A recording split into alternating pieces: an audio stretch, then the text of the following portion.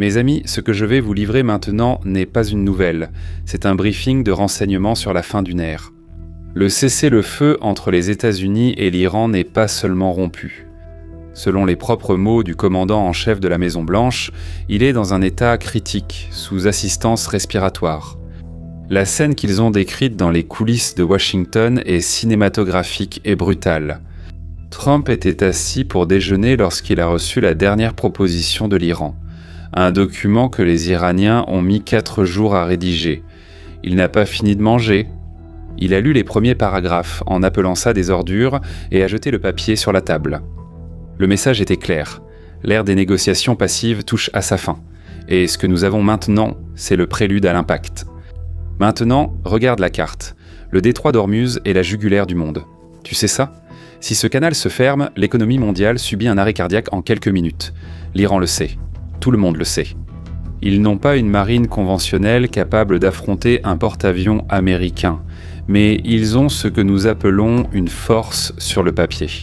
La flotte Moustique, oui. On en a beaucoup parlé dans les dernières vidéos et ça vous plaire. Nous parlons d'un essaim de 500 à 1000 vedettes rapides d'attaque armées jusqu'aux dents, cachées dans des tunnels côtiers, des baies profondes et des grottes creusées dans la roche le long du sud de l'Iran. Des images satellites de la semaine dernière montrent environ 100 de ces vedettes en formation tactique au nord du détroit, près de la côte de Kargol.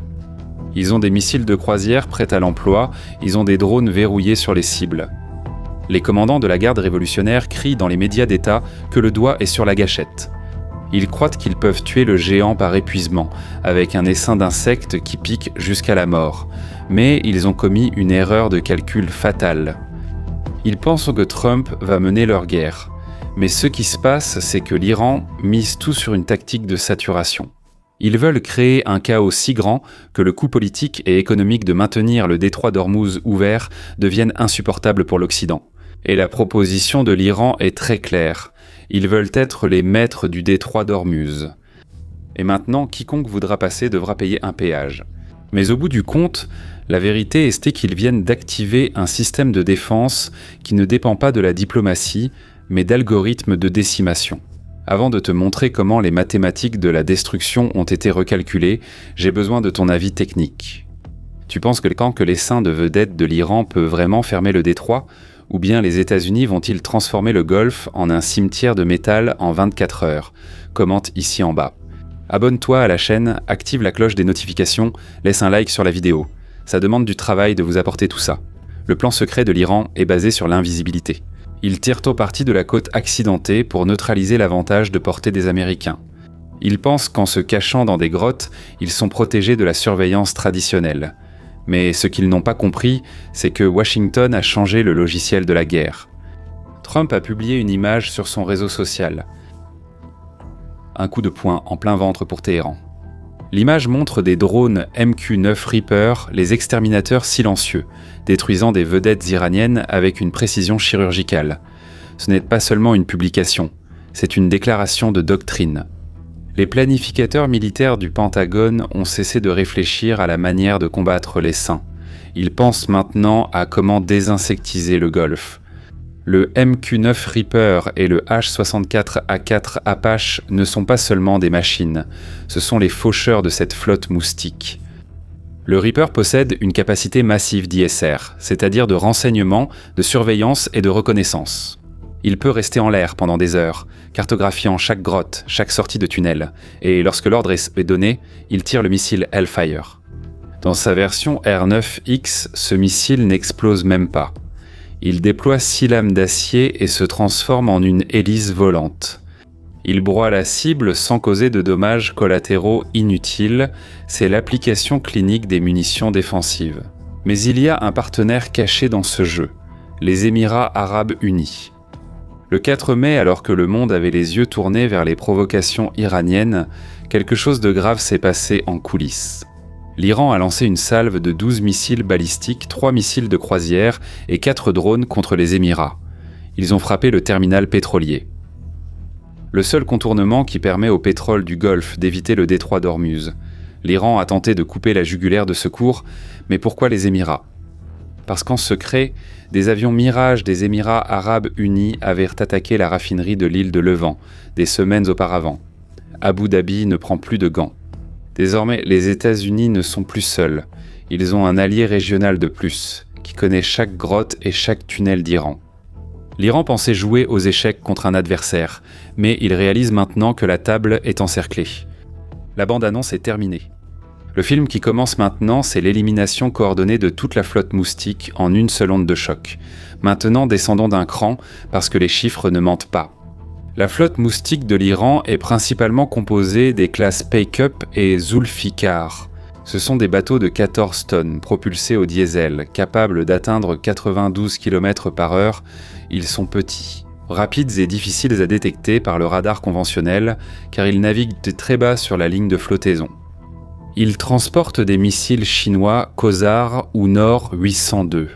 Oui, la Chine fournit toujours les feux d'artifice pour la fête des autres. La stratégie iranienne est un essaim. Ils attaquent en masse, espérant que la défense américaine soit saturée, mais c'est là que les mathématiques entrent en jeu. Lors d'une action récente, le 4 mai, les militaires américains ont prouvé que la théorie iranienne n'est qu'une puissance de papier. En seulement 12 minutes 6 de ces vedettes ont été envoyées au fond de l'océan. 12 minutes pour neutraliser 6 unités. Si vous appliquez cette métrique, l'essaim de 1000 bateaux disparaît en moins d'une journée de combat intense. Mais pourquoi une telle disparité, me demanderez-vous ? Parce que ces vedettes n'ont aucune couverture aérienne.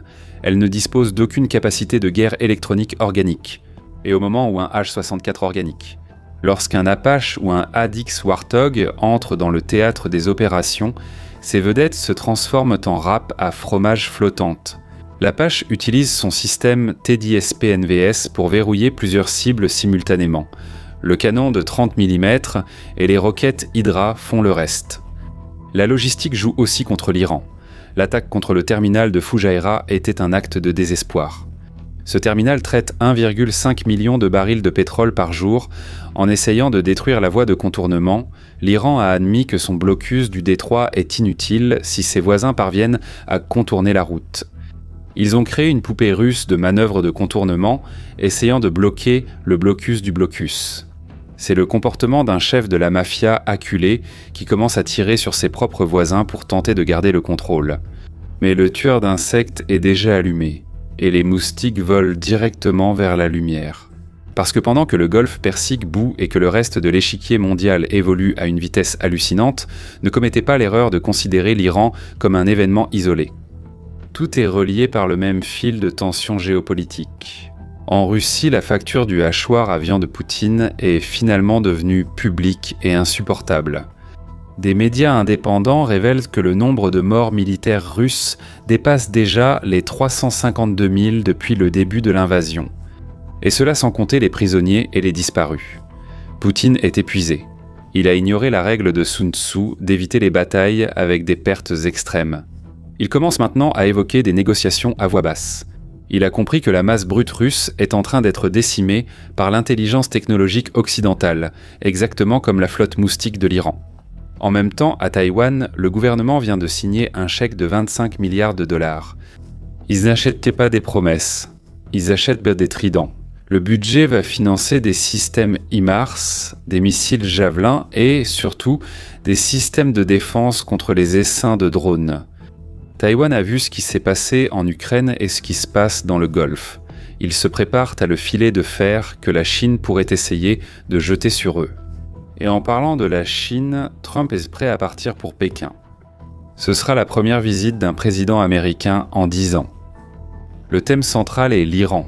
La Chine est le garant économique de Téhéran, mais Pékin est pragmatique. Ils ne veulent pas que le flux de pétrole soit interrompu par un allié lunatique sous stéroïdes. Trump va mettre la Chine dans une position où elle devra choisir. Soit ils aident à démanteler la capacité de coercition de l'Iran, soit ils subiront les conséquences d'être du mauvais côté du nouvel ordre énergétique.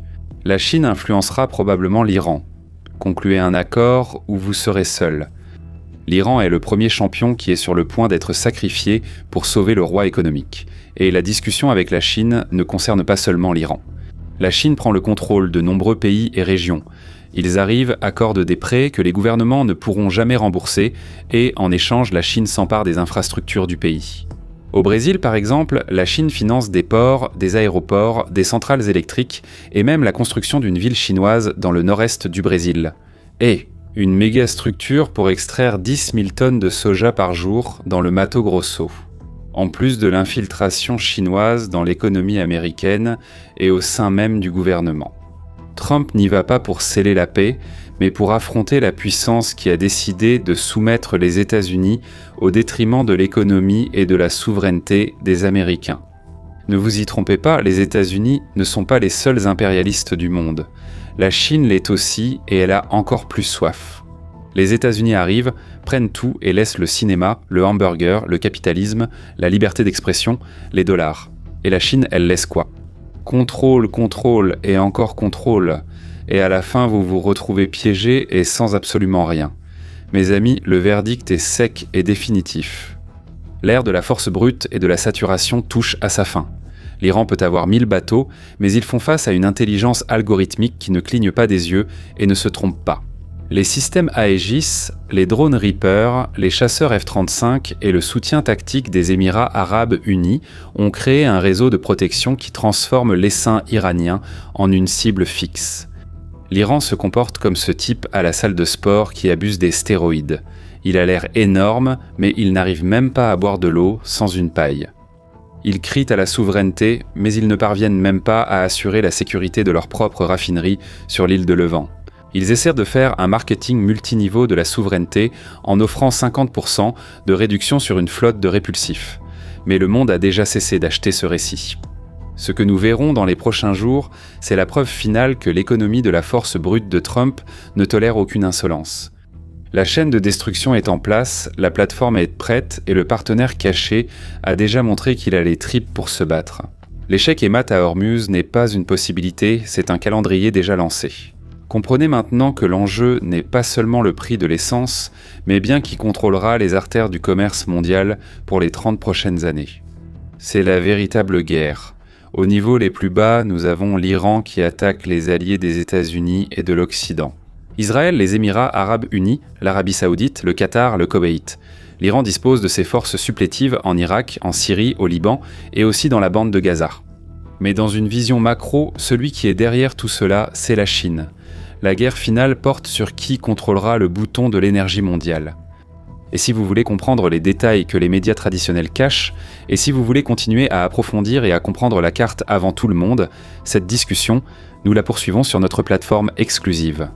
Là-bas, nous sommes une communauté d'analystes d'élite qui n'acceptent pas les apparences comme vérité. Le QR code est affiché, liens en description et commentaires épinglés. Viens lire la carte telle qu'elle est vraiment, et non comme les grands médias. Les médias financés par le gouvernement la présentent ici, à la télévision et sur les réseaux sociaux. Et si tu veux protéger ta famille de l'ingénierie sociale et du blabla culturel, découvre notre chaîne de séries et de films, Culture de vérité pour ceux qui valorisent l'intelligence.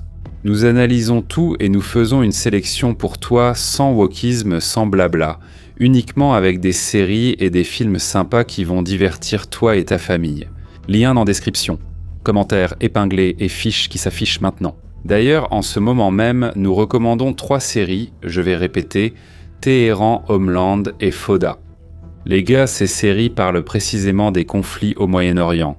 Alors profitez-en et venez échanger avec notre équipe. Maintenant, abonnez-vous à la chaîne, activez la cloche des notifications, laissez un like sur la vidéo. Je suis Shimon Oliveira et je vous attends la prochaine fois. À bientôt.